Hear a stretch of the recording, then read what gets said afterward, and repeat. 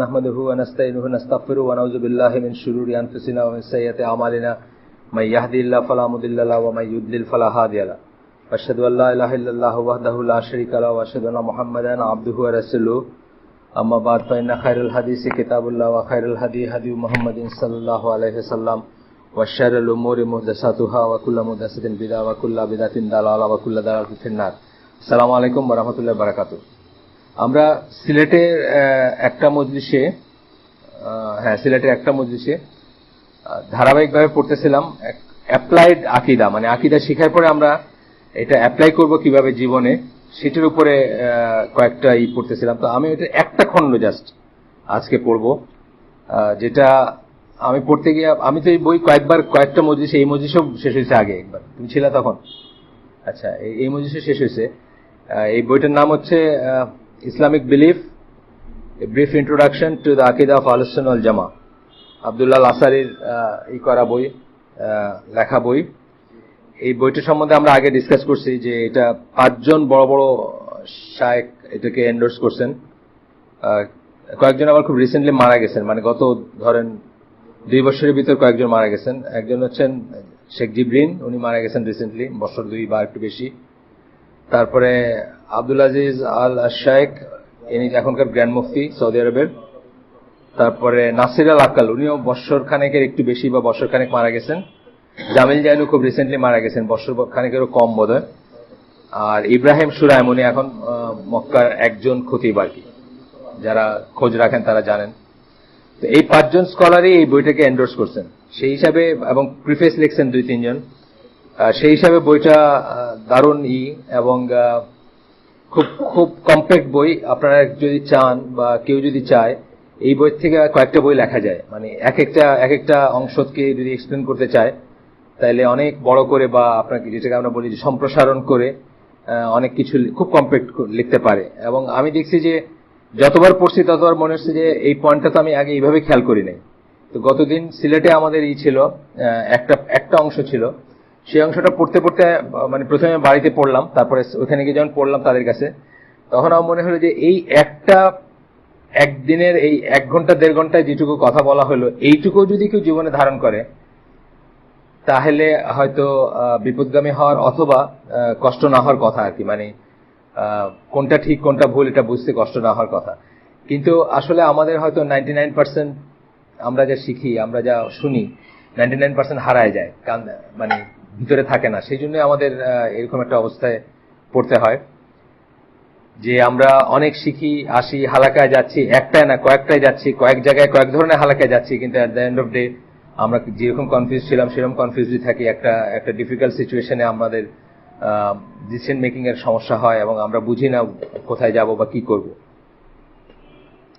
এই চ্যাপ্টারটার নাম অ্যাপ্লাইড আকীদা বললাম। এই পার্টিকুলার যেটা আমরা আজকে পড়বো, এটার নাম হচ্ছে দ্য সোর্সেস অফ আহলুস সুন্নাহ ওয়াল জামাআহ and the methodology of deriving rulings. 2টা পার্ট বললাম। একটা হচ্ছে যে আমাদের উৎসগুলা কি, আমাদের দিনের ব্যাপার, ফতোয়াই হোক অথবা আকীদা হোক অথবা তাফসীর হোক, যে কোনো কিছু, দিনের যে কোনো জিনিস গ্রহণ করার সোর্সগুলা কি আমাদের। প্রথম অংশটা হচ্ছে যে সোর্স কি, উৎসটা কি। দ্বিতীয়টা হচ্ছে অংশটা হচ্ছে যে মেথোডোলজি অফ ডেরাইভিং রুলিংস, এবং ফতোয়া ডেরাইভ করা বা রুলিং ডেরাইভ করা বা একটা অনুসিদ্ধান্ততে যাওয়া যখন আমাদের জীবনের জন্য দরকার, যে কোনো কিছু। এই মাত্র একজন ফোন করলেন আমাকে, উনি খুব সস্তা বোধহয় জাপান থেকে ফোন, আমি জানি না এখন, আগে জাপান থেকে ফোন খুব এক্সপেন্সিভ ছিল। আমরা বাসায় কথা বলতাম যে মনে হইতো যে মুহূর্তে শেষ হয়ে গেল 10,000 ইয়েন বা এরকম, মানে আপনারা জানেন 100 ইয়েন রাফলি $1 ছিল আগে, 138 মতো ছিল, এখন বোধহয় আরো কম। যাই হোক, মানে মুহূর্তে শেষ হয়ে যেত। কিন্তু এখন দেখি এইসব লোকজনরা গল্প করার মতো করে ফোন করে, ভিওআইপি না কি বলে না, ওইসব কিছু হইতে পারে। আর একবার দেখি একটা নাম্বার কোড আসে আপনার সামনে, না বাংলাদেশি নাম্বার নাই, কিন্তু কখনো বাংলাদেশি নাম্বার। আমার কালকে পরশুদিন সৌদি আরব থেকে একজন ফোন করছে, এই ইসের নাম্বার, আপনার এয়ারটেলের নাম্বার। কিন্তু আজকে যিনি ফোন করলেন উনি জাপান থেকে ট্রাই করেন, আমি ওনার নাম্বার চিনি না, এই জন্য যে কখনো +1 কখনো +83, ডিফারেন্ট মনে হয় ডিফারেন্ট দেশ থেকে করতেছে। যাই হোক, তো উনি একটা ইসের জন্য ফোন করলেন। এই দরকার পড়ে অনেক সময় আমাদের যে একটা খুব ক্রিটিক্যাল মোমেন্টে আমরা কোথায় যাব বা কার কাছ থেকে শুনবো বা কি শুনবো সেটার জন্য আমাদের দরকার হয়। তো প্রথম ব্যাপার হচ্ছে যে একটা আয়াত আসতেছে প্রথমেই, সূরা আহজাবের 36 নম্বর আয়াত। অনেকে জানেন আপনারা, এখানে হয়তো অনেকে জানার কথা, বা বিকজ এই মজলিসে এটা আলোচিত হয়েছে আগে। আয়াতটার মোটামুটি ট্রান্সলেশন এরকম: it is not for a believer man or women when Allah and his messenger have decided a matter that they should have any option. তাদের কোনো অপশন থাকবে। আল্লাহ এবং রাসূল যখন কোন একটা ব্যাপারে সিদ্ধান্ত দিচ্ছেন তখন তাদের কোনো অপশন থাকবে। এইটা একজন মোমেন বান্দা বা বান্দি অথবা মোমেন পুরুষ বা মহিলার জন্য বিফিটিং না, জায়েজ না, ঠিক না ইন দেয়ার অ্যাফেয়ার। এখানে একটা খেয়াল করার ব্যাপার আছে, that they should have any option in their affair, মানে তাদের অ্যাফেয়ারে কোনো মতামত থাকার কথা না যখন আল্লাহ বা আল্লাহ রাসূল ডিসাইড করছেন কোনো একটা কিছু। And whoever disobeys Allah and his messenger has indeed strayed into plain error. তারপরে কি, যে আল্লাহ বা তার রাসূলকে যে করছে, আল্লাহ বা তার রাসূলকে যে ডিসোবে করলো, সে কি করছে? পথভ্রষ্ট হয়েছে। এবং দালালুম মুবিন কোরআনের বা আয়াত, কোরআনের কতগুলো আছে না, স্পষ্ট পথভ্রষ্টতা গেছে। এই আয়াতটা আপনারা জানেন নাকি? শানে নজুলকে জানেন? মনে আছে? এটার একটা বিশেষ পটভূমি আছে, সেটা হচ্ছে যে আল্লাহ রাসূলের ওয়াইফ যায়নাব রাদিয়াল্লাহু আনহা, ওনার ইচ্ছা ছিল, ওনার রাসূল সাল্লাল্লাহু আলাইহি ওয়াসাল্লামের প্রতি একটা উইকনেস ছিল, তাকে বিয়ে করবেন।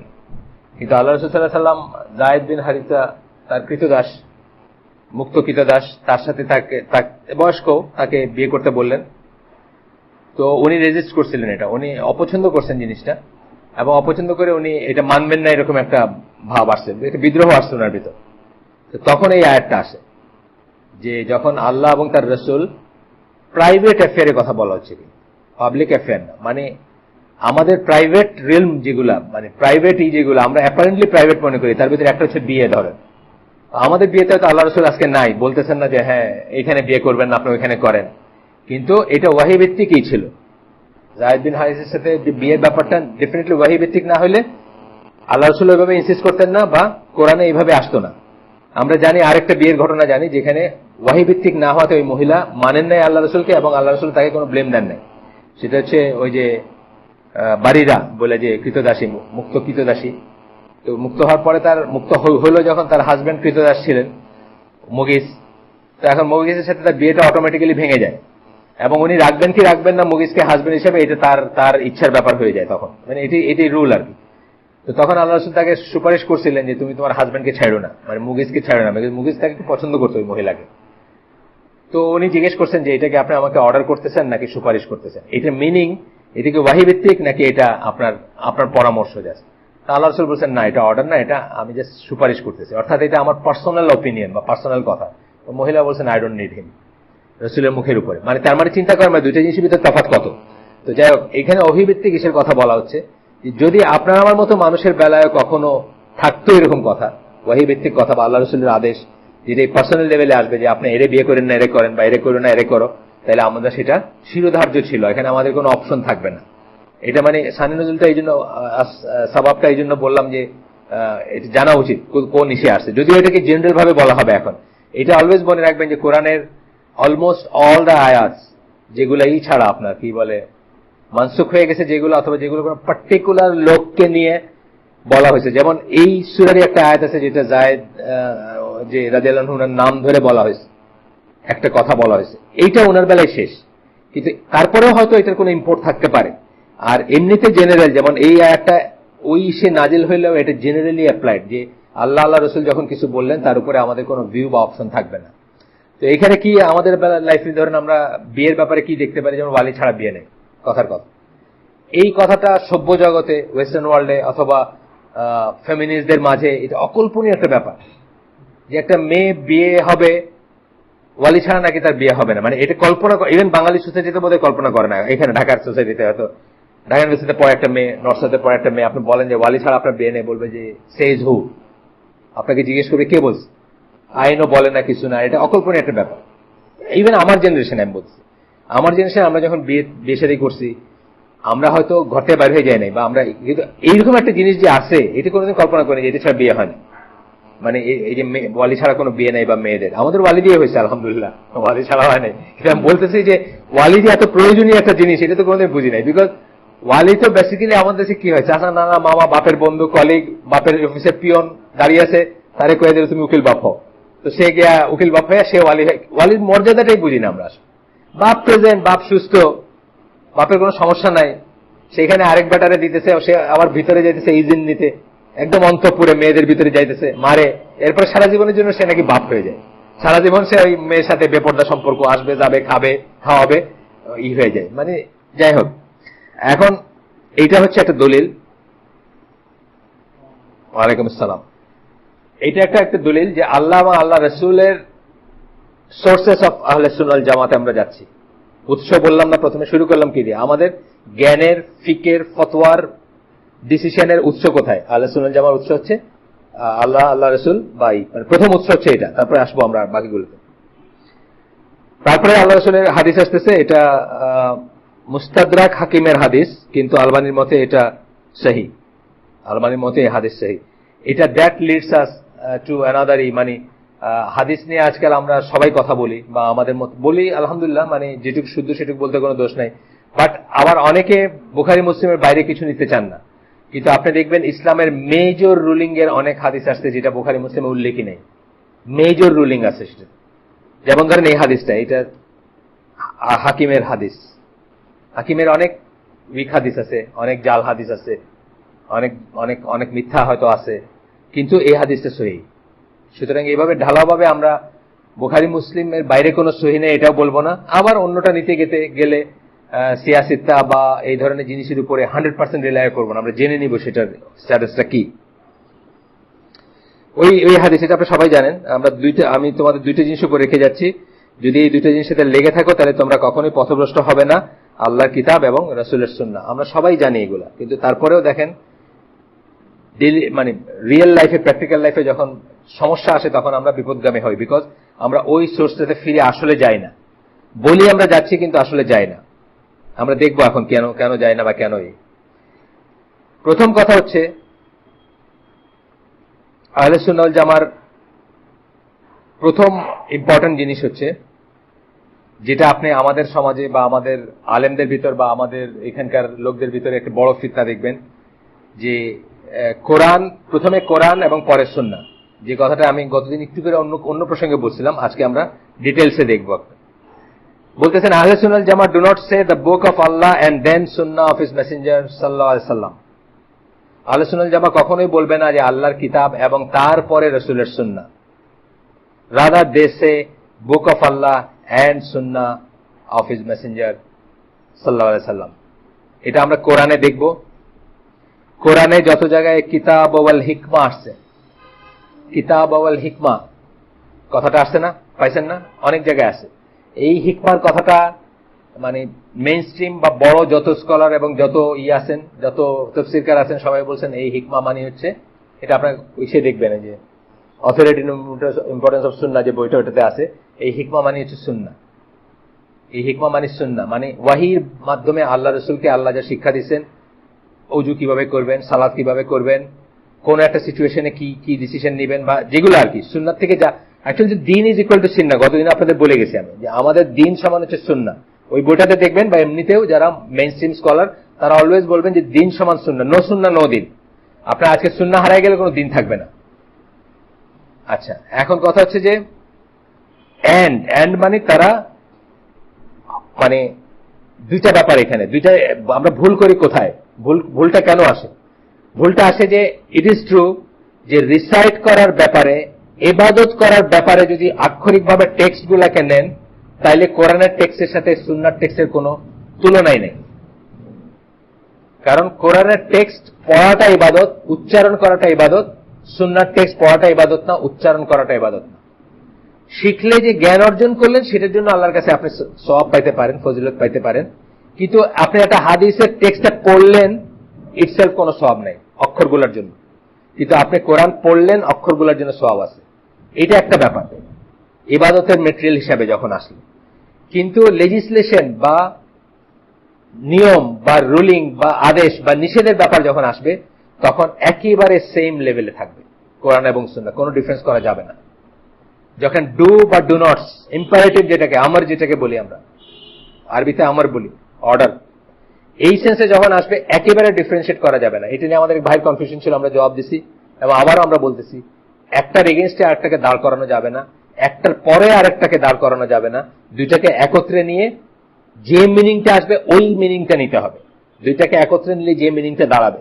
যেমন আমি একটা উদাহরণ দিছিলাম গতদিন যে আল্লাহ কোরআনে আল্লাহ বলছেন দুই বোনকে একত্রে বিবাহে না রাখতে, শালিকে এবং ওয়াইফকে বিয়ে করা একত্রে বউ হিসাবে রাখা যাবে না। আর হাদিসে আল্লাহ রাসূল বলছেন ফুফু ভাইজি খালা বোনজি এই দুইজনকে একত্রে বিয়েতে রাখা যাবে না, অর্থাৎ দুইজন সতীন হবেন না কখনো। একটা হাদিসে আসছে, মানে এই দুইটা হাদিসে আসছে এই রুলিংটা, আর ওইটা আসছে কোরআনে, একেবারে ইকুইভ্যালেন্ট ধরতে হবে। কেউ এটা বলতে পারবে না যে কোরআনে শুধু ওই নিষেধাজ্ঞা আছে, এইটা নাই সুতরাং আমি এটা করবো, এটা বলতে পারবে না। সাহাবীরা এইভাবেই বুঝছেন এবং সাথে সাথে করছেন।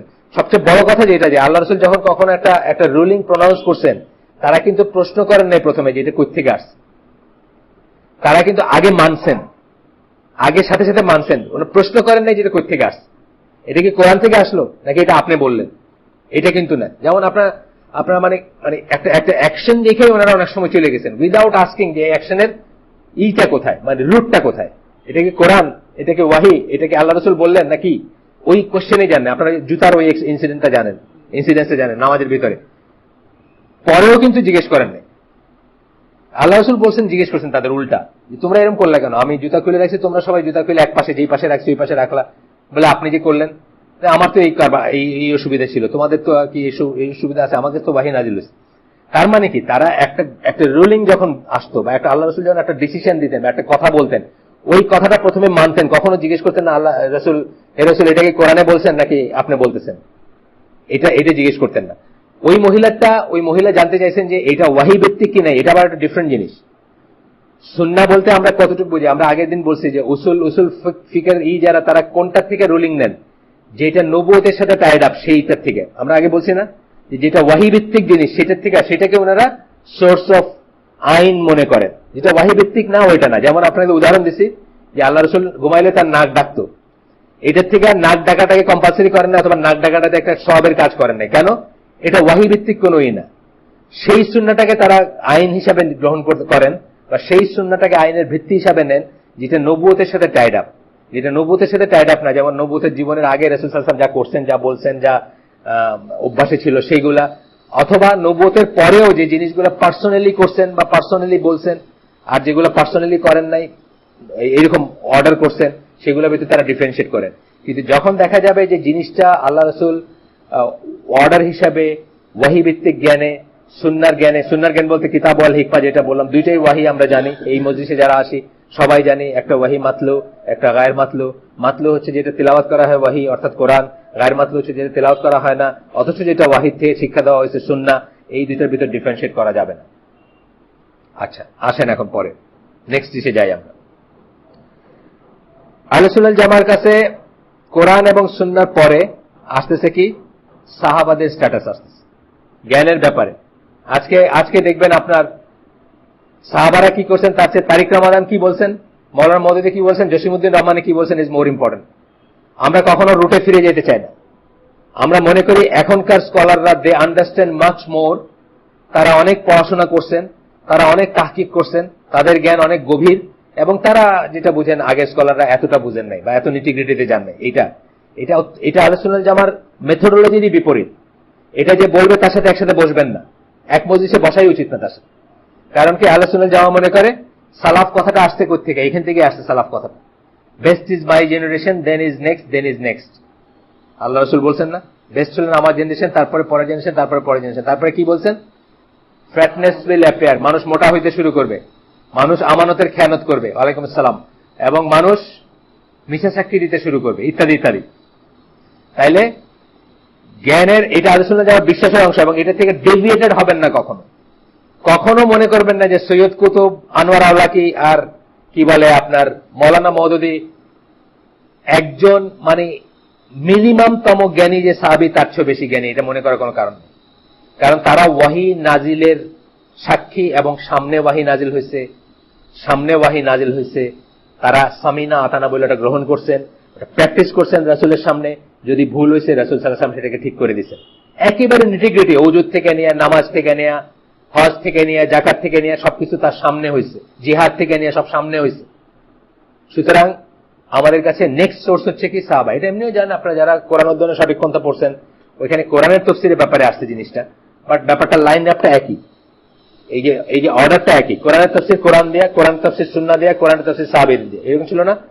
এই তিনটা হচ্ছে প্রাথমিক তিনটা সোর্স। কোরআনের তাফসীরের ব্যাপারে যেরকম সব জ্ঞানের ব্যাপারে সেটা, সব জ্ঞানের ব্যাপারে আমরা সেভাবে যাব। যে কোনো কিছুর ব্যাপারে আমাদের বেসিক আন্ডারস্ট্যান্ডিং মাইন্ডসেট থাকবে ওই সময়কার স্কলাররা এখনকার স্কলারদের চেয়ে স্মার্টার। আমরা তো মনে করি এখনকার মানুষের বেশি স্মার্ট, তাই না?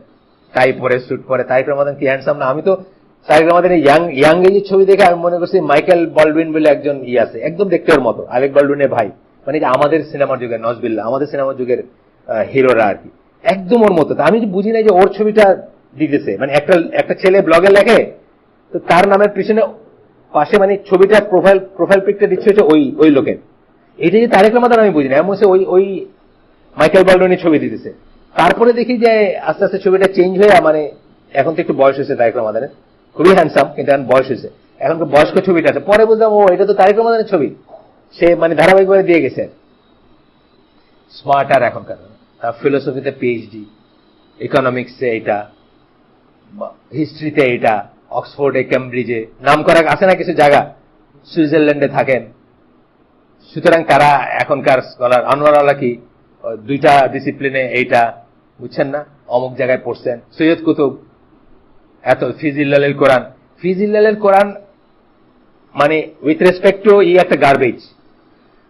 এমনিতেই তো যারা মানে আহলে সুন্নাত জামারি, তারা মনে করেন এটাতে অসংখ্য আকীদার ত্রুটি আছে, কিন্তু ধরেন নাই আকীদার ত্রুটি। তারপরে আমি কি তাবারির সাথে এটা কম্পারেবল, ইবনে কাসিরের সাথে এটা কম্পারেবল? কোনোদিন না। যদি আপনি মনে করেন কম্পারেবল, আপনার সমস্যা আছে। আপনার প্রথমে গোড়াতেই সমস্যা, যে আপনি কোনটাকে সোর্স মনে করছেন, এখানে সমস্যা।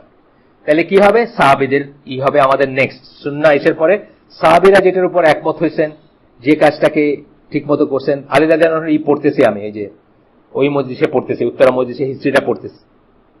কত মেনস্ট্রিম সাহাবী অংশগ্রহণই করেন নাই, চলে গেছেন মদিনা ছেড়ে মক্কায়, just to avoid the situation.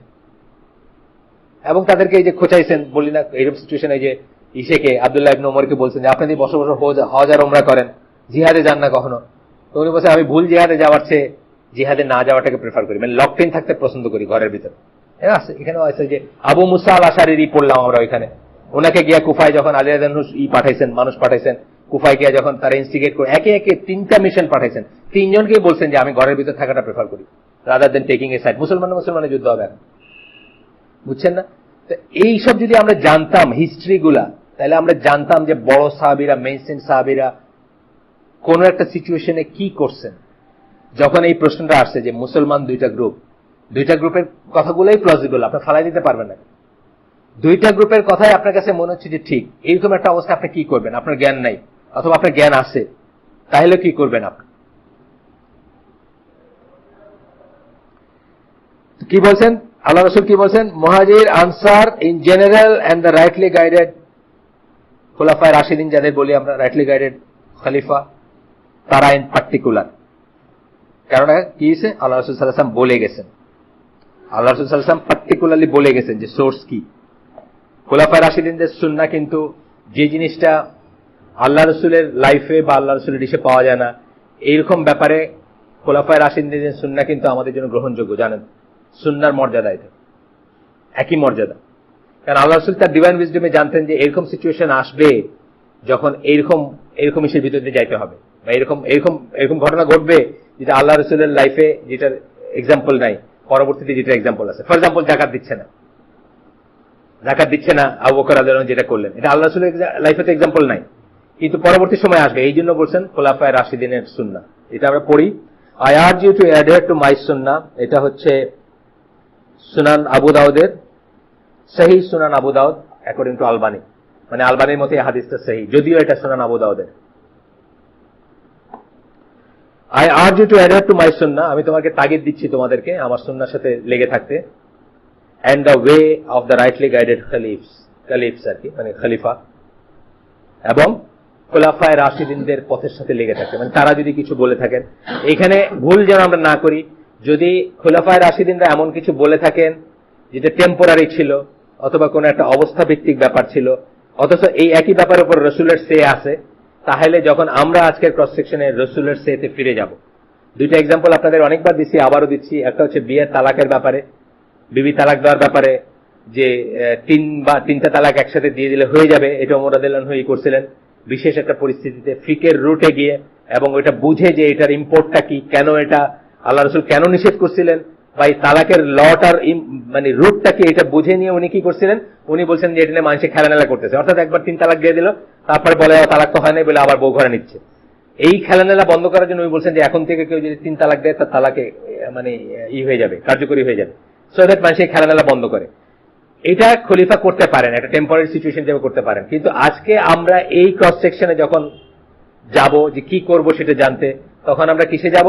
আমরা রাসূলের সুন্নাহয় ফিরে যাব। রাসূল বলছেন যে একবারে 3 তালাক হবে না, বা বউ ফিরায় নিতে বলছেন। আমরা আহলে সুন্নাত জামার এই যারা ফলো করব, মনে করব যে আমরা এটা ফলো করি, কোনো মাযহাব ফলো করি না, তারা ওইটাতে ফিরে যাব। এটা হচ্ছে যেমন একটা জিনিস। একটা দাড়ির ব্যাপারে আপনারা জানেন যে দাড়ির ব্যাপারে যে একমতের দলিল না হয়, ওটাই সাহাবী থেকে না হয়, বড় সাহাবী, স্ট্রিক্ট সাহাবী। এবং আরো একটা প্লাস পয়েন্ট হচ্ছে যে দাড়ির অরিজিনাল হাদিসটা বর্ণনাকারী সাহাবী, যিনি বর্ণনা করছেন দাড়ি ছেড়ে দাও, ওই হাদিসটাও যিনি বর্ণনা করছেন। ইয়ার দেখা গেছে যে উনি হজে যাওয়ার আগে সবকিছু পরিষ্কারের সাথে দাড়িকে এক মুঠ রেখে বাকিটা ছাড়ছেন, ঠিক আছে। কিন্তু আমি যখন জেনে যাব যে পাশাপাশি দুইটা জিনিস আছে, একটা সাহাবীর বর্ণনা, একটা রাসূলের বর্ণনা, অবশ্যই আমি রাসূলের বর্ণনা ফিরে যাব। এটা আমি বললাম কেন, যে সাহাবীদের কথা বলতেছেন আল্লাহ রাসূল, খোলাফায়ে রাশিদিনের কথা বলতেছেন আল্লাহ রাসূল, মুহাজির আনসারদের কথা বলছেন, বা তাদেরকে করার কথা বলছেন, তাদেরকে এক্সাম্পল হিসেবে নেওয়ার কথা বলছেন, বলছেন যে কোরআনের ব্যাপারে এক্সপার্ট, হাদিসের ব্যাপারে এরকম কথা আছে না, এরকম হাদিস আছে না, সব ঠিক আছে। কিন্তু যখন আসবে যে একই ব্যাপারে আল্লাহ রাসূলের সেও আছে, এনাদের সে আছে, তখন আমরা রুটে ফিরে যাব, অলওয়েজ রুটে ফিরে যাব। এইটা আহলে সুন্নাত জামার মেথোডলজি। যেভাবে আমি বললাম যে মাওলানা মওদুদী অনেক বড় কাজ করছেন, তাফহিমুল কোরআনই করছেন, ঠিক আছে, খুব ভালো কথা। কিন্তু আমার যখন একটা ব্যাপার আসবে যেটা মাওলানা মওদুদী বলছেন, ইবনে আব্বাসও বলছেন, আমি কোনটায় যাব? আমি ইবনে আব্বাসে ফিরে যাব, বুঝছেন না? যদি আমি দেখি যে ইবনে আব্বাসের সমান ইকুইভ্যালেন্ট ওয়েইটি আরো কোন সাহাবী বা আরো কোন সোর্স, অথবা তার চেয়ে বেশি ওয়েইটি আরো কোন সোর্স, কয়েকজন সাহাবীর সোর্স থেকে ধরা হচ্ছে বা বোঝানো হচ্ছে বা বোঝা গেছে যে ওনার এই পার্টিকুলার বর্ণনাটা ওনার আন্ডারস্ট্যান্ডিং এ ভুল থাকতে পারে, আন্ডারস্ট্যান্ডিং এ একটা ভুল থাকতেই পারে মানুষ। এই যে ওই দিন এই মসজিদে নামাজ পড়ছেন কারা, গত জুমায় যারা পড়ছেন এই মসজিদে, তারা শুনছেন না যে ওই পায়ের ভিতরের দিকে রুকুতে হাত দিয়ে দাঁড়াইতেন, পায়ের ভিতরের দিকে। আব্দুল্লাহ ইবনে মাসউদের মতো সাহাবী একসময় একটা ক্রস সেকশনে জানতেন না যে এটা চেঞ্জ হয়ে গেছে, এটা চেঞ্জ হয়ে হাঁটুর উপরে আসছে। আরেকজন সাহাবী অপেক্ষাকৃত কম লো প্রোফাইলের সাহাবী, উনি বলতেছেন যে আপনি এটা জানেন না? না, আমি তো শুনি নাই। এটা হইতে পারে, বিকজ তারা সবাই মানুষ ছিলেন। কিন্তু তাছাড়া আমরা এই অর্ডারটা ফলো করব, hold on to it and cling firmly to it. আমার সুন্নাহ এবং খোলাফায়ে রাশিদিনের সুন্নাহর সাথে ধরে রাখো, এবং লিটারাল কথাটা বলছেন বাইট অন টু ইট, কামড়ায় ধরে রাখো, মুখ দিয়ে কামড়ায় ধরে রাখার কথা বলছেন। And beware of newly invented matters, নতুন আবিষ্কৃত পথের ব্যাপারে সাবধান থাকবা।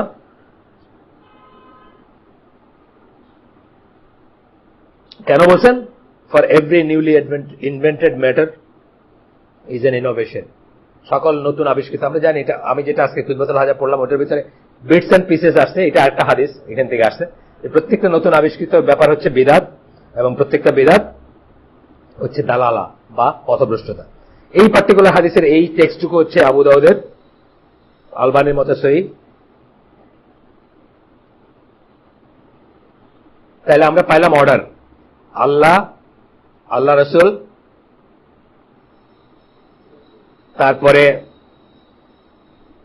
খোলাফায়ে মানে মুহাজির আনসার ইন জেনারেল। মুহাজির আনসার একটা বিশেষ মিনিং আছে, যারা হিজরত করছেন আর মদিনায় যারা করছেন। এর বাইরেও কিন্তু সাহাবী আছেন না? এর বাইরে সাহাবী থাকতে পারেন। যে অমুক ট্রাইব তারা যখন কনভার্ট করছে, পুরা ট্রাইব একসাথে কনভার্ট করছে, বা তারা আইসা কখনো ট্রাইবে থাকছেন, কখনো এসে থাকে, এরকম আছেন না সাহাবী? মুহাজির আনসার একটা বিশেষ মিনিং আছে, তাই না? মুহাজির আনসারদের কথা বিশেষ করে কোরআনে উল্লেখিত হয়েছে। তাহলে বলতেছেন মুহাজির আনসার, সাহাবা, দ্য মুহাজির আনসার ইন জেনারেল, এন্ড দ্য খুলাফায়ে রাশিদিন ইন পার্টিকুলার, এদের কথা বলতেছেন। নেক্সট, তারপরে কি বলতেছেন?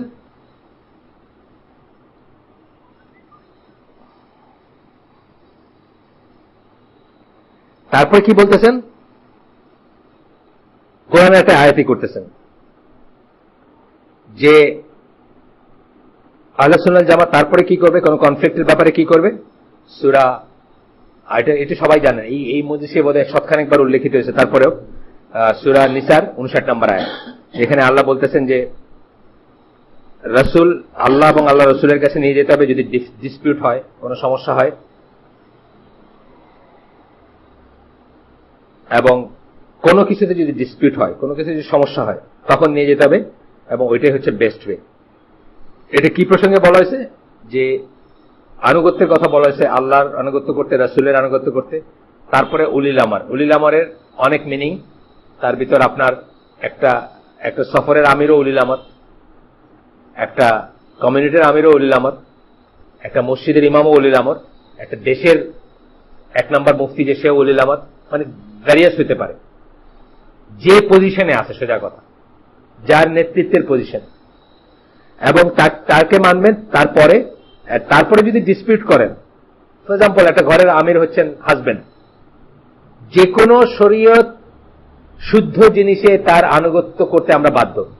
বাবা যদি হন, হাজবেন্ড যদি হন, বাধ্য। তেমনি একটা দেশের ধরেন একটা মুসলিম কমিউনিটি, একটা মুসলিম দেশের হচ্ছেন, সেটার যিনি যাই হন, উনি আমির, নানা রকম আমির, ইমাম, আমিরুল মুমিনিন বা ইমাম বা খলিফা, এই টার্মগুলো ব্যবহৃত হয়েছে দেশের ব্যাপারে বা ইসের ব্যাপারে। আল্লাহ এবং আল্লাহ রাসূলের পরে তার আনুগত্য করব আমরা। শরীয়ত সম্মত যে কোনো জিনিস আমরা তার আনুগত্য করতে বাধ্য। কিন্তু যদি আমরা ডিসপিউট করি, কখনো যদি আমাদের সাথে হয়, ধরেন হাজবেন্ড বলতেছে আল্লাহ এরকম বলছেন, ওয়াইফ বলতেছে না আল্লাহ এরকম বলেন, এটা তুমি বানায় নিস। ধরেন এরকম সিচুয়েশন হয় না যে বলতেছে যে এরকম করবা, কিন্তু আল্লাহ বলছেন না, তোমার আমার কথা সবসময় শুনতে হবে। ওয়াইফ বলতেছে না, এই ক্ষেত্রে তোমার কথা শুনতে হবে, এটা আল্লাহ বলেন। ধরেন সিনেমা দেখতে ডাকতেছে যে আসো আজকে একটা সিনেমা দেখি অনেকদিন পরে, তো ওয়াইফ বলছেন না আমি দেখবো না। তো হাজবেন্ড বলতেছেন যে আল্লাহ বলছেন না হাজবেন্ডের আনুগত্য করতে হবে সবসময়, তো ওয়াইফ বললো না আল্লাহ এটা বলেন না, এটা তুমি বানায় নিস। ডিসপিউট হয়ে গেল। ডিসপিউট হলে কি করবো আমরা? আল্লাহ রসুলের কাছে নিয়ে যাবো। তখন আল্লাহ রসুলের কাছে নিলে কি দেখবো আমরা? যে ওইটার বাইরে কোনো আনুগত্য নাই, আল্লাহ আনুগত্যের বাইরে কোনো আনুগত্য নাই। তখনই আমরা হয়ে গেলাম, তখনই আমাদের এইটা খুব ইজি হয়ে যাবে, কি ডিসিশন নিব, কোথায় যাব। এই একটা জিনিস এটা পারি না, আমাদের হাওয়ার জন্য পারি না। আমাদের ভিতরে যে ইগো আছে, যেটাকে বলি আনা খায়রুম মিনহু, শয়তান বলছিলেন না আমি তার চেয়ে বেটার, আমি তার চেয়ে বেটার, এটার জন্য আমরা পারি না। হাজবেন্ড পারে না, আমির পারে না, এক আলেম আরেক আলেমের সাথে পারেন না, মানে হোয়াট এভার যা অনওয়ার্ড যেটা আছে। কিন্তু আসলে খুব ইজি ছিল জিনিসটা। আসলে কিন্তু একটা ডিসপিউটে আপনাকে বোঝায় দেওয়া হইলে আপনার মনের মানে একটা বিবেকের একটা কোণ আছে যেখানে আপনি, বা ফিতরা যেটা আছে, সে ঠিকই বলে দিবে না ইউ আর নট কারেক্ট, আপনি এখানে ঠিক বলতেছেন না। কিন্তু আপনি হাজবেন্ড হিসাবে এমন মানে হাজবেন্ড, অথরিটেটিভ হাজবেন্ড, যে আপনি কোনোদিন হার মানতে রাজি না। সো আপনি ইনসিস্টেন্টলি একটা ভুল জিনিস বলে যাবেন, কথার কথা আমি বলতেছি। Very easy. মুসলমান জীবনে খুব ইজি ছিল, সামিনা আতানা বললে খুব ইজি ছিল, যে আমার বুঝাই দাও, আল্লাহ বলছেন আমি মাইনে নিয়ে বসেছি। এই জিনিসটা করতে পারলে খুব ইজি ছিল। যাই হোক, তারপরে আসতেছে আহলে সুন্নাত জামা কোরআন এবং সুন্নাহর আন্ডারস্ট্যান্ডিং এর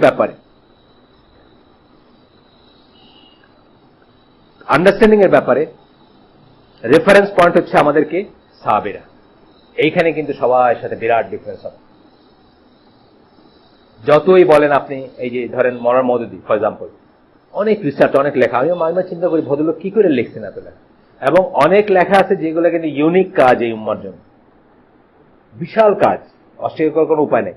এমনকি তাফহিমুল কোরআনকে আহলে সুন্নাত জামার অনেক স্কলাররা যখন বাইরে তাদেরকে কেউ জিজ্ঞেস করছে যে আমরা তো আরবি জানি না, আমরা তো দলিল জানি না, আমরা তো কোনটা ঠিক থেকে কোনটা ভুলকে আলাদা করে পড়তে পারবো না, আমি নিজের কানে শুনছি একজন স্কলারকে বলতে যে আমি বলবো যে তাহলে আপনি প্রথমে তাফহিমুল কোরআন পড়েন, তবে মনের ভিতরে এটা রাখেন যে তাফহিমুল কোরআনে আকীদার ত্রুটি আছে, ওইগুলো যখন জানবেন তখন অবাক হবেন না, অথবা তখন শক্ট হবেন না, বা ওইগুলো গ্রহণ করতে যেন আপনার ভিতরে বাধা না আসে।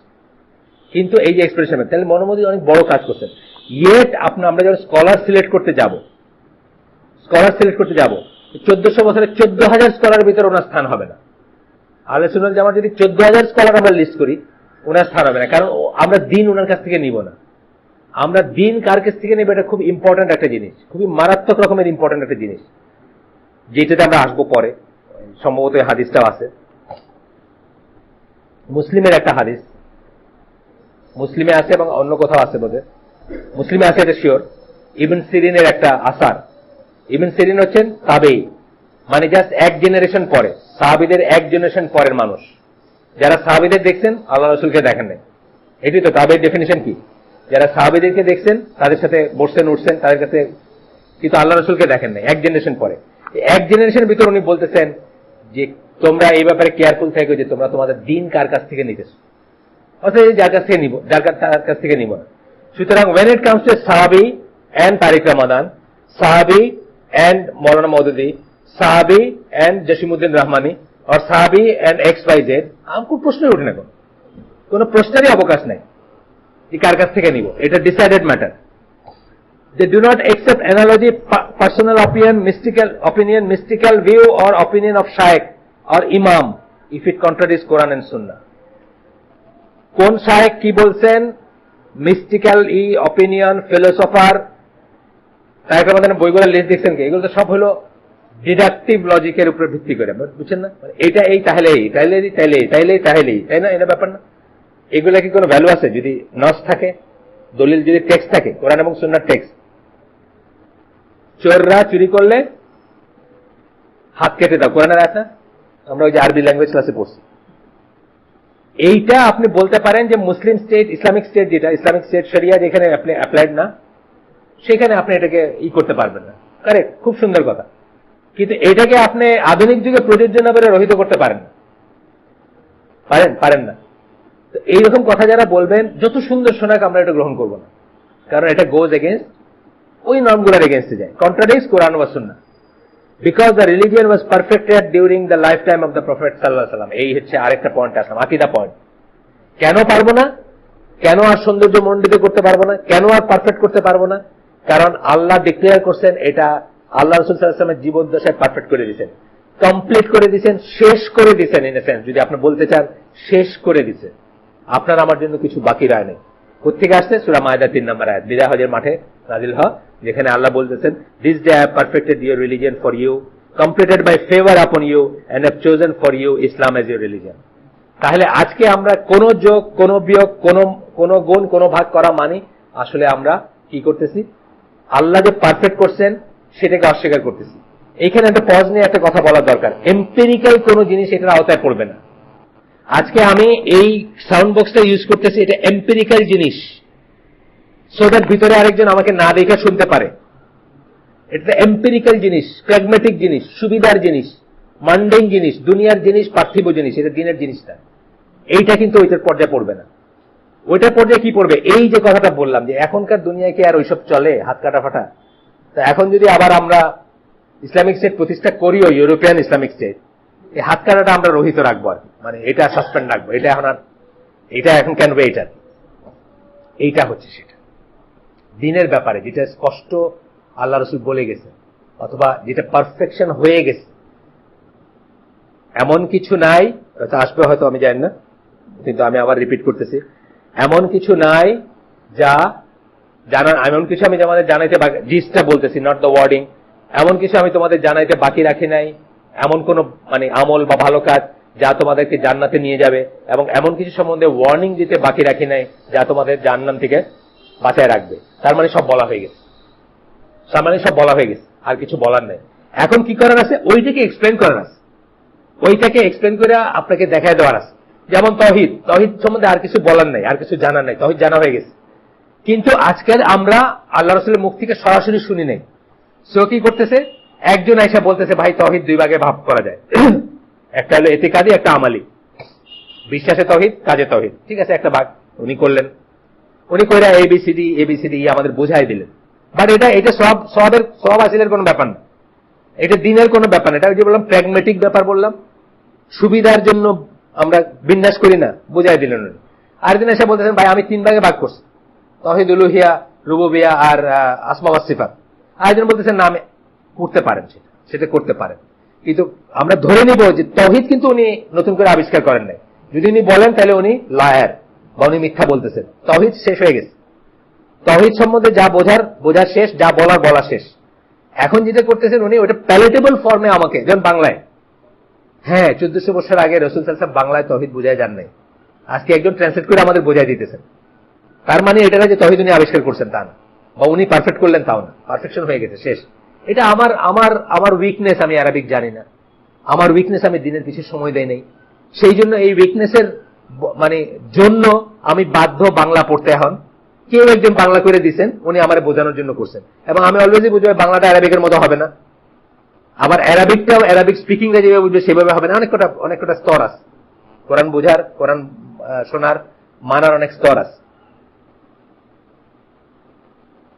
কতগুলা টেস্ট আমরা পাবো না, আমরা ওই পর্যায়ে না পৌঁছালে পাবো না। যেমন যারা খুব জেনে বুঝে মেনে কোরআন হিফজ করেন, তাদের একজন আমাদের বললেন যে খুবই কনসেন্ট্রেশন দরকার হয় মুখস্থ করতে, এবং যেই দিন উনি খারাপ কিছুর সাথে সম্পৃক্ত হন ওই দিন ওনার মুখস্থ হয় না, মুখস্থ করতে পারেন না, বা মেমোরিটা কমে যায়। আপনার কাছে মনে হবে এগুলো বোধহয় আমি কিছু গাল গপ্প বলতেছেন, না, ব্যাপারটা আপনি দেখবেন মিউজিক এন্ড কোরআন can't stay in the same brain together. এটা বহু স্কলাররা বলছেন, বহু স্কলার, যে মিউজিক শুনছে কখনো ভুলতে পারে নাই, আমার মতো পাপী বান্দা যারা, তাদের মাথায় একসাথে কোরআন এবং মিউজিক স্থান করা খুব ডিফিকাল্ট হবে না, till you purge it out. একইভাবে পাপ এবং দিনের নলেজ বা আপনার হিফজ করা, যেটা ধরেন কোরআন স্টোর করা, খুব রিসেন্টলি একজন বললেন যে মহিলা, উনি সৌদি আরবে থাকেন, হিফজ করতেছেন, যে কোনদিনও তো ওই যে বাঙালিরা এখানে কি করে, এখানে যা করে ওখানে তাই করে, এইখানেও বাঙালিরা কি করে, বাঙালি ভাবিরা কি করে, খালি তো গপ্প করে আরেকজনের নিয়ে। বাঙালিদের একটা নেচার, আমি বলতাম এনি 2 পার্সন সিটিং, আপনি যারা কথা বলতেছে যখন, আপনি নিশ্চিত থাকেন যে তার থার্ড একটা পার্সন সম্বন্ধে গল্প করতেছে।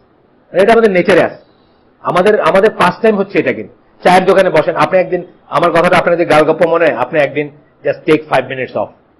চায়ের দোকান, ইউনিভার্সিটির লাইব্রেরি, কতগুলো জায়গা আছে না যেখানে আড্ডা মারে মানুষে বসে, আপনি দেখেন এনি 2 পার্সন তারা থার্ড পার্সন নিয়ে কথা বলতেছে, কোনো না কোনো ফর্মে থার্ড পার্সন নিয়ে কথা বলছে।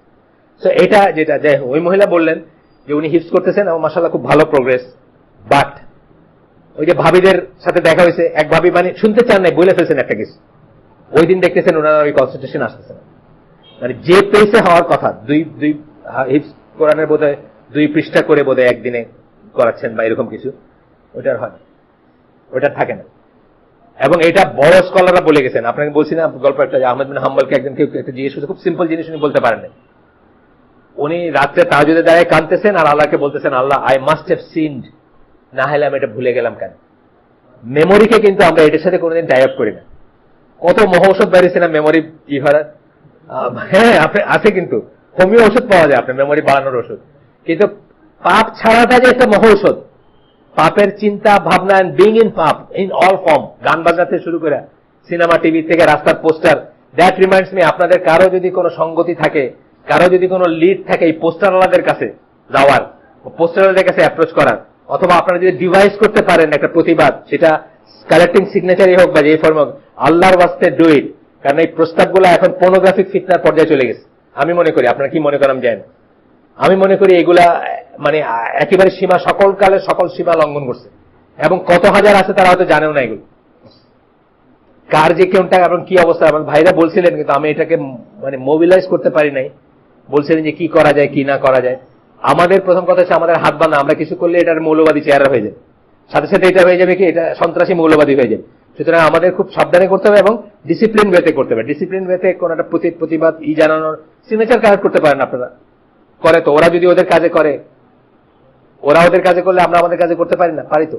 অথবা কোনো যদি ইনফ্লুয়েন্সিয়াল কেউ থাকে যার থ্রুতে পৌঁছানো যাইতে পারে ওইখানে, এরকম হইতে পারে। আমরা চিন্তা করি। দ্যাট রিমাইন্ডস মি, একটা ঘোষণা আছে যে আমাদের একজন দিনী ভাই উত্তরার সিএম আরিফ, চৌধুরী মোহাম্মদ আরিফ, উনি ওনার একটা অ্যারাবিক খাতা এখানে হারাইছেন বলতে উনি অ্যারাবিক ক্লাস করেন।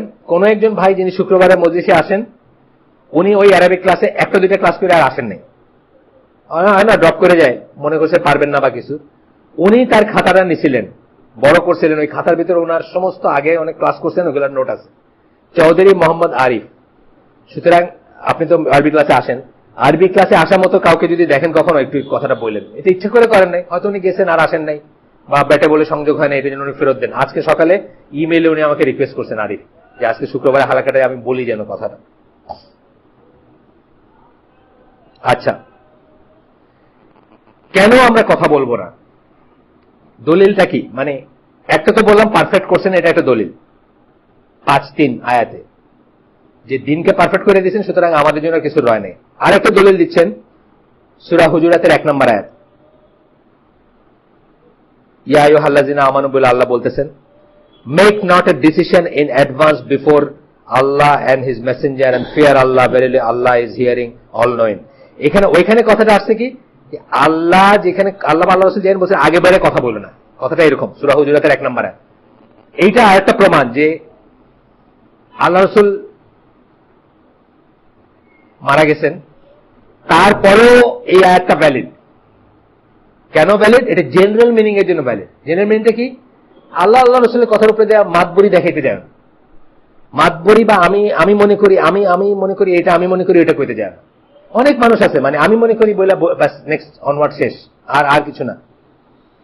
আমি মনে করি বলে শুরু করে দিলে আর কিন্তু সেটা নাই, এটা করতে যাবে না। তাহলে they know that making a decision in advance before Allah and His Messenger is a kind of speaking about Allah without knowledge, and it is a part of the plots of shaitan. শয়তানের প্লটের একটা হচ্ছে আল্লাহ এবং আল্লাহ রাসূলের reference ছাড়া বা ওইখানে refer না করে নিজের মন গড়া কথা বলা এবং নলেজ ছাড়া কথা বলা, আল্লাহ সম্বন্ধে নলেজ ছাড়া কথা বলা। এটা শয়তানের একটা প্লট। শয়তান চায় যে আপনি সেভাবে কথা বলেন। শয়তান চায়, সূরা আরাফের 33 নম্বর আয়াত, আমি জানি না এখানে আসছে কিনা, সেখানে আল্লাহ ক্যাটাগরিক্যালি 4টা পাপকে একটার পর একটা স্থান দিয়েছেন। 3 নম্বরে বলছেন শিরক, 4 নম্বরে বলছেন আল্লাহ সম্বন্ধে মিথ্যা আরোপ বা অনুমান বশত কথা বলা। আপনি আল্লাহ বা আল্লাহ রাসূলের নামে একটা কিছু চালাই দিন, আল্লাহ বলছেন বলে, ওই যে কি জাম, যেগুলো খুব পপুলার আওয়াজ, কি তর্কবাগী যুক্তিবাদী আছে না, এই যে রাস্তায় ঘাটে শুনবেন, অর্ধেক কথা শুনবেন মিথ্যাচার, এটা এই ক্যাটাগরিতে পড়বে। অর্ধেক কথা হচ্ছে মিথ্যাচার। এটা শয়তানের প্লট। শয়তান চায় যে আপনি উইদাউট রেফারিং টু আল্লাহ এন্ড আল্লাহর মেসেঞ্জার বা আল্লাহ এবং আল্লাহ রাসূলের মানে ভিসাভিস, মানে তাদের বিপক্ষে নিজের মন গড়া কথা বলেন। এটা শয়তান চায়, এবং that is the root of all evil. কেন আল্লাহ ওইখানে স্থান দিয়েছেন? ইবনুল কাইয়্যিম বলছেন এটার এইটা হচ্ছে সকল পাপের, সকল অনাচারের, সকল শিরকের, সকল কুফরের উৎস, যে আপনি আল্লাহ সম্বন্ধে না জেনে কথা বলা। অর্থাৎ একটা ব্যাপারে আল্লাহ বা আল্লাহ রাসূল কি বলছেন না জেনে আপনি আপনার মন গড়াটা বলে দিন, এটা সকল পাপের উৎস। এই জন্য এটাকে আল্লাহ ওই জায়গায় স্থান দিচ্ছে। কোরআন অধ্যয়নের সঠিক পন্থাতে পার্টিকুলারলি আমি যতদূর মনে পড়ে এই আয়াতটা নিয়ে অনেক বড় একটা আলোচনা আছে।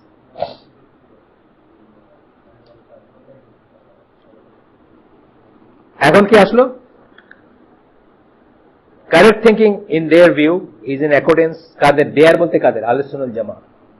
দেয়ার যখন বলবো বারবার আহলে সুন্নাহ ওয়াল জামাত। আহলে সুন্নাহ ওয়াল জামাতটা আমরা বলছি কি, এটা কোনো সওয়াবের কথা না, বা এটা আল্লাহ রাসূলের করে দেওয়া কোনো ডিভিশন না। এটা প্রথম উচ্চারিত হয় ইবনে আব্বাসের মুখে, এই টার্মটা উচ্চারিত হয়, কিন্তু তখনও এটাকে কোনো একটা ডিমার্কেশন জিনিস হিসেবে ধরা হয় নাই। আল্লাহ রাসূলের সময় জামাত একটাই ছিল, ইভেন মুনাফিক ওয়াজ ইনক্লুডেড ইন দ্যাট জামাত। বারবার বলছি আমরা, সেই জামাতটা কি? জামাতুল মুসলিমিন। সেই জামাতটা ছিল শুধু মুসলমানদের জামাত, এর বাইরে কোনো মুসলমান ছিল না। কিন্তু আজকে হাফিজ আল আসাদ ছেলে বাশার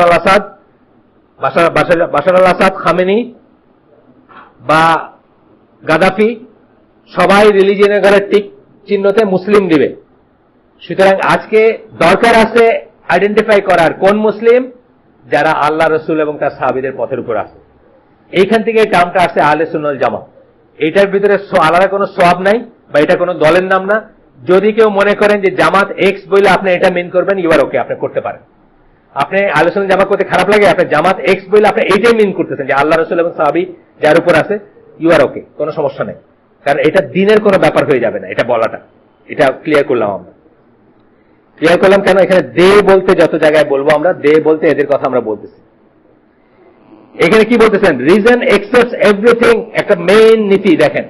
এই নীতিতেই Tariq Ramadan, Maududi and all others will go. Sayyid Qutb যাদের কথা আমি বললাম, অল আদার্স উইল গো। আপনি দেখবেন, আপনি যখন ক্রিটিক্যাল অ্যানালিসিসে যাবেন, তাদের জন্য আমরা দোয়া করি। যারা মারা গেছেন তাদের জন্য দোয়া করি, আল্লাহ তাদেরকে বেশ নসিব করুন, তাদের সমস্ত গুনাহ মাফ করে দেন, তাদের আমলগুলো কবুল করেন, তাদের ভুলগুলো মাফ করে দেন। কারণ তারা ভুল করলেও তারা ইসলামের জন্য করছেন, এটা আমার বিশ্বাস, দৃঢ় বিশ্বাস। আল্লাহ তাদেরকে মাফ করে দেন। বাট এই জায়গাতে এসে দেখবেন যে বড় বড় লোকরা ভুল করতেছেন, মানে বড় বড়, মানে বিশাল, যাদের নিয়ে ভলিউমস আফটার ভলিউমস বই লেখা যায়। জামাকশারি, যেমন জামাকশারি কিন্তু মুতাজিলা ছিলেন, কোরআনের বড় তফসিরকার ছিলেন। আজও যে কোনো তফসির তার রেফারেন্স ছাড়া কমপ্লিট হবে না, because his understanding was very deep. কিন্তু ফখরুদ্দিন আল রাজি আরেকজন, খুব ডিপ। কিন্তু ইনারা কি, ইনারা আহলে সুন্নাত জামার বাইরে অথবা ফ্রিঞ্জেসে, কেউ মুতাজিলা অথবা কেউ আহলে সুন্নাত জামা কিনা, এটা নিয়ে তর্ক আছে, সন্দেহ আছে। কি বলতেছেন? রিজন একসেপ্টস এভরিথিং, এটা মূলনীতি কিন্তু উসুল। রিজন একসেপ্টস এভরিথিং দ্যাট টেক্সট সে। আহলে সুন্নাত জামার সকল অনুসারীর যুক্তি এমন সকল কিছুকে নিঃশর্তভাবে একসেপ্ট করবে, ওয়ালাইকুম সালাম, যা নস বলে। নস মানে কি? কোরআন এবং সুন্নাহ বলে, not the other way round. কিন্তু রিজন বললেই কোরআন এবং সুন্নাহকে বাদ দিয়ে ওটার একসেপ্ট করবে না, বুঝছেন তো? রিজন একসেপ্ট করবে কোরআন সুন্নাহকে, কোরআন সুন্নাহ রিজনের সবকিছুকে একসেপ্ট করবে না। নস কোরআনের রিজনকে একসেপ্ট করবে না, not the other way round. কথা মানে বুঝছেন? রিজন আমার যুক্তি, কোরআন সুন্নাহ যা বলছে আমি বুঝি না, ওই মুখের উপর হেঁচড়ায় জাহান্নামে নেওয়া হবে, আমি বুঝি না হাউ ইট উইল হ্যাপেন। আমি জাস্ট এইভাবেই নিই, আপনি বুঝেন, আমি বুঝি না। আই ক্যানট ভিজুয়ালাইজ মুখের উপর হিচড়ায় জাহান্নামে কেমনে নেবে, আমি বুঝি না। আল্লাহ বলছেন, রসুল বলছেন, এইভাবেই যাবে জাহান্নামে মানুষ। তাহলে কি আমার রিজন, আমার অ্যাপ্লাইড ফিজিক্স পড়া, নিউক্লিয়ার ফিজিক্স পড়া রিজন মেনে নিবে যে আল্লাহ রসুল এটা বলছেন, তাই না? আমার নিউক্লিয়ার ফিজিক্স পড়া রিজন মেনে নিবে যে জাকাত অদেয়, জাকাতের সাপ হয়ে গালে ছবল দিবে। How? I don't ask me কিভাবে, আমি জানি না। আল্লাহ রসুল বলে থাকলে জানি, নাহলে জানি না। কখনো জানতে পারি না, বললে গেস করতে পারি যে হ্যাঁ এরকম বোধ ব্যাপারটা। আপনাদের একটা কথা বলছি না, যে ওই একজন স্কলারের বক্তৃতা বললাম না আমি, যে কোরআনের দিন, সরি কিয়ামতের দিন কাফেরদের কোনো আমলের কোনো ওজন থাকবে না। তখনই কাফেররা জিজ্ঞেস করছে মুমিনদের, যে এটাকে হয় নাকি যে দুইটা জিনিস, একই জিনিস, একটা ওজন থাকবে একটা হয় না? আমাদের মানবিক বুদ্ধিতে এটা গোলায় না, বলছি না আগেও। গ্লাস 1 কেজি, আপনারটা 1 কেজি আর আমারটা 0, এটাকে হয় নাকি? তখন এটা মানবিক বুদ্ধিতে কুলায় নাই, তারা জিজ্ঞেস করছে এটা কি করে সম্ভব। এখন এই স্কলার বলতেছেন যে দেখেন, এখন মানবিক বুদ্ধিতে কিছুটা ধরে, আজ করা যায়। সম্ভব কি হবে এটা বলতেছি না, ডিফাইন করতেছি না, কিন্তু আজ করা যায়। কেন? বলছি এখানে এটার ওজন 6 কেজি হলে চাঁদে 1 কেজি, তাহলে there can be a place যেখানে 1 কেজি ওয়েট আছে, 1 কেজি ওয়েট, বুঝছেন না? বোধ হওয়া, যেটা পাল্লায় বোধ হওয়া আছে না, 1 কেজি ওয়েট। তাহলে কি? আর আরেকটা জায়গা আছে যেখানে G0, সেখানে কি? সেখানে 0। তাহলে একই বস্তু পৃথিবীতে 6 কেজি, জিতে জি যেখানে 0 এখানে 0, তার মানে একটা কনস্ট্যান্ট দিয়ে গুণ করা হবে। সেই কনস্ট্যান্টটা কিয়ামতের দিন হবে ঈমান কনস্ট্যান্ট। সিম্পল কথা, এটা আমাদের বুঝে আসে না। কিন্তু রিজন ধরে না বলে কিন্তু বাদ যাবে না। Reason will accept everything that not Sage, text Sage. Text বলছে এটার কোনো ওজন নাই, আল্লাহর কাছে কিয়ামতের দিন কোনো ওজন নাই। টেক্সট বলছে আপনার আমলকে ওজন করা হবে, অদৃশ্য জিনিস আমল। কি করে ওজন করা হবে? রিজন তখন মেনে নিবে, আল্লাহ বলছেন ওজন করা হবে, ওজন করা হবে। কিন্তু এই আল্লাহ কিন্তু আপনাকে প্রাইমারিলি রিজন দিয়ে দিনের দিকে ডাকেন। খেয়াল করেন জিনিসটা, আপনার রিজনের ব্লান্ট করে দিতে বলতেছেন আমি। একটা লিমিট পর্যন্ত রিজনের বেসিসই আপনি কিন্তু দিনের দিকে আসবেন, আল্লাহর দিকে আসবেন, কোরআনের দিকে আসবেন। কিন্তু ওয়ান্স ইউ হ্যাভ সারেন্ডার, আল্লাহর সকল জিনিস আপনি রিজন দিয়ে বুঝতে চাবেন না। কারণ ওই যে বলতেছি যে, এই আবার শুনলাম ওই লেকচারটা, ওই কাদা ওয়াল কাদার, মুখতার মাগরাবি, আবার এই 2 দিন আগে শুনলাম যখন আমরা বলি আল্লাহ শোনেন এবং দেখেন, একটা 4 ডাইমেনশনাল ক্রিয়েচার আমি, অসীম ডাইমেনশন বা ডাইমেনশন দিয়ে যারা বাধা যায় না, সেই সত্তা কিভাবে শোনেন এবং কিভাবে দেখেন ওইটা না বুঝতে পেরে আমার টার্মসে আমি এটাকে জাস্ট এটা প্রকাশ করলাম। কিন্তু ওনাকে কিভাবে দেখেন, কিভাবে শোনেন, that which is befitting to him, not like আপনার দেখা এবং আপনার শোনা। এটা কিন্তু বুঝতে হবে, ডিফারেন্স অবশ্যই আছে। এই একইভাবে তার হাত, তার পা, তার চেহারাকে বুঝতে হবে। আপনার 4 ডাইমেনশনাল ঘেলু দিয়া তার ডাইমেনশনকে বুঝতে আপনি পারবেন না, বা পারার চেষ্টা করা উচিত। তাইলে খুব ইম্পর্টেন্ট প্রিন্সিপাল, এই একটা প্রিন্সিপাল বা মূলনীতি বা উসুল। এইখানে আমি বললাম কি, একেবারে আজকে তারেক রমাদান থেকে নিয়ে জামাকশারি পর্যন্ত সবাই ধরা খাইছেন। অনেক সময় লজিক একটা জিনিস, not the other way round, বললাম কি মানে লজিকে না ধরলে কোরআন সুন্নাহ বাদ, এইটা না, কিন্তু এইটা করে ফেলছেন ওরা, যেটা লজিকে ধরে নেই না, এটা না। সিফাত অস্বীকার করছেন মুতাজিলারা, কত সিফাত অস্বীকার করছেন, এই আশারীরা করছেন, মাতুরিদিরা করছেন, আরো অন্যান্য করছেন। They do not undermine the position of reason, for reason forms the basis of accountability. রিজনটা, যুক্তিটা, আকলটা, গায়ের আকেলের কোনো ইবাদত নাই বলি না আমরা, এটা বেসিক মানে কি? এটা গায়ের আকেল কি? গায়ের আকেল অজু গেছে, অজু আসের ভিতরে তফাৎ করতে পারে না। রিজনিংটা নাই তার, একেবারে রিজনিং নাই, জিরো রিজনিং। তাহলে জিরো রিজনিং হলে আপনি মুসলিম হইতে পারবেন না, ইবাদতও করতে পারবেন না। এই জন্য গায়ের আকেলের আমরা কি, হজে গায়ের আকেলের কোনো হজ নাই। হজ কার উপর ফরজ?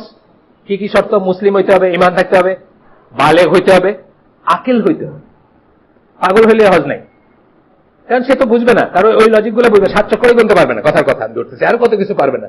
অজুতে আছে না, অজুতে নাই, তাহারায় আছে, ফরজ গোসল, গোসল ফরজ হচ্ছে কি নাই, তার কাছে কোনো রিজন নাই, কোনো লজিক নাই, কোনো জ্ঞানের ব্যাপার নেই। তাইলে অ্যাকাউন্টেবিলিটির জন্য একটা বেসিক জ্ঞান লাগবেই আমাদের। ওইটা দিয়ে আল্লাহ আফাল্লাহ তাকিলুন বলে আল্লাহই করেন, আহ্বান করেন, আপনার ইমানের দিকে, কোরআনের দিকে, ইসলামের দিকে আহ্বান করেন। But once we have surrendered, আল্লাহ সবকিছু আমি এটিতে বুঝতে যাব না, তাহলেই শেষ হয়ে যাব। মানে এরকম ফাইন লাইন, কিন্তু খুব ফাইন লাইন। আপনি দেখবেন মোহাম্মদ আসাদের এই যে রোড টু মেক্কা যদি পড়েন, একটা ফেরিতে আসতেছেন উনি, একটা খ্রিস্টানের সাথে হচ্ছে, ওই খ্রিস্টান ওনাকে বলতেছে যে একবার খ্রিস্টানও তাইলেই বুঝবা, এটা রিজন দিয়ে বোঝা যাবে না। উনি কিন্তু এটাকে রিফিউট করছেন যে আগেই যদি না বুঝলাম পরে তো আরো বুঝবো না, পরে তো সারেন্ডার করে ফেলতে হবে। এইখানে ইসলামের সাথে খ্রিস্টানের ডিফারেন্স। ইসলাম কিন্তু এটা বলতেছে না যে আগে মুসলিম হও তাহলেই সবকিছু বুঝবা, তা বলতেছে না। বলতেছে যে এই জিনিসগুলো চিন্তা করো তাহলে মুসলিম হবা, তারপরে এই জিনিসগুলো কোনোদিনই বুঝবা না, ওইগুলো বোঝার চেষ্টা করবা না, এই না ব্যাপার। তাহলে এটা মনে রাখতে হবে। But they say the reason cannot take precedence over শরিয়া। রিজন বা আপনার যুক্তি কখনো শরিয়ার উপরে প্রেসিডেন্স নিতে পারে না, কখনো অগ্রাধিকার পাইতে পারে না। Mankind would have no need for of the messenger. তাই যদি হইতো তাহলে মেসেঞ্জারের কোনো দরকার ছিল না, ঠিক না? সবসময় আপনার বিবেক বুদ্ধি দেওয়া হয়ে যেত, তাহলে রাসূলের কোনো দরকারই ছিল না যদি রিজন দেওয়া হইতো। অন্যান্য দিনগুলা সব আজকে রিজন দিয়ে নির্ধারিত হচ্ছে। মানুষ রিজনকে, হাওয়াকে, নর্মকে, সভ্যতাকে একটা সময় যেটা সেটাকে ফলো করে তার পিছনে পিছনে যাচ্ছে। আর ইসলাম আপনাকে এই করে ওই সমস্ত কিছু ছেড়া টেক্সটের পেছনে পেছনে যাবেন আপনার। টেক্সট ইজ কনস্ট্যান্ট, মানুষ ভ্যারিয়েবল, মানুষের সভ্যতা ভ্যারিয়েবল, মানুষের যুক্তি ভ্যারিয়েবল, মানুষের বোধ ভ্যারিয়েবল, মানুষের ইচ্ছা ভ্যারিয়েবল। টেক্সট হচ্ছে কনস্ট্যান্ট। আর অন্য সব দিনে কি মানুষের হাওয়াটা হচ্ছে মেইন। হাওয়া 200 বছর আগে বলছে সুদ হারাম খ্রিস্টানদের, আজকে বলতেছে না সমস্যা নেই। 100 বছর আগে বলছে হোমোসেক্সুয়ালিটি হারাম, আজকে বলতেছে না সমস্যা নেই। ইসলামে এটা 1000 বছরের সম্ভব না। আর সেই জন্যই তারেক রমাদানের মানে অনুযায়ী, প্রেসক্রিপশন অনুযায়ী শরিয়া রহিত করা যাইতে পারে না। হ্যাঁ, শরিয়া এখন ইসলামিক স্টেটে শরিয়া কোথায় অ্যাপ্লাই করবে সেটা অন্য জিনিস, কিন্তু শরিয়ার নর্মস কোনোদিন রহিত হবে না, হবার কথা না। কোরআনের আয়াত, কোরআনের আয়াত সূরা কাসাস, এটাই শেষ, এটা এই আয়াতটা শেষ করে দেব। সূরা কাসাস 50 নম্বর আয়াত। But if they answer you not, তোমাকে যদি তারা সাড়া না দেয়, then know that they only follow their lust, তাহলে জেনে রাখো যে তারা তাদের হাওয়াকে ফলো করে, ডিজায়ার, হাওয়া, রিপু ইত্যাদি। And who is more astray than the one who follows his own lust? তার চেয়ে আর বেশি কে পথভ্রষ্ট যে তার নিজের হাওয়া রিপুকে ফলো করে, অর্থাৎ আমার মনে হয় বলে কথা বলে। যেখানে ক্লিয়ারলি সাহাবীদের ইনস্ট্যান্স আছে, যেখানে ক্লিয়ারলি আল্লাহ রসুলের কথা আছে, অথবা যেখানে ক্লিয়ারলি আল্লাহর কথা আছে, সেখানে আমার মনে হয় বলে কথা বলে, without guidance from Allah. Verily Allah guides not the people who are জালিমুন। আল্লাহ জালিমদেরকে পথ দেখান না। আল্লাহ যদি তৌফিক দেন, নেক্সট দিন আমরা কমপ্লিট করব। এই একটা পিস যদি আপনারা মনে ধরতে পারতেন, আপনাদের 90% পড়াশোনা করার চলে যেত। যে কথাগুলো এটার ভিতর ঠাসা আছে, আপনি একদম রাত থেকে দিন আলাদা হয়ে যেত। আপনি আজকের নয়া দিগন্ত খোলেন, আজকের যে কোনো ইসলামী লিটারেচার খোলেন, দুনিয়ার যে কোনো ইসলামী লিটারেচার খোলেন, আপনি বুঝতেন যে আমি এখানে আছি, এখানে নাই, এটার সাথে আছে, এটার সাথে নাই, আসবে পরে আরো আসবে কথা। সুবহানাকা আল্লাহুম্মা বিহামদিকা আশহাদু আল্লা ইলাহা ইল্লা আনতা আস্তাগফিরুকা ওয়া আতুবু ইলাইক। আল্লাহ আমাদেরকে তৌফিক দেন বোঝার এবং জীবনে ধারণ করার।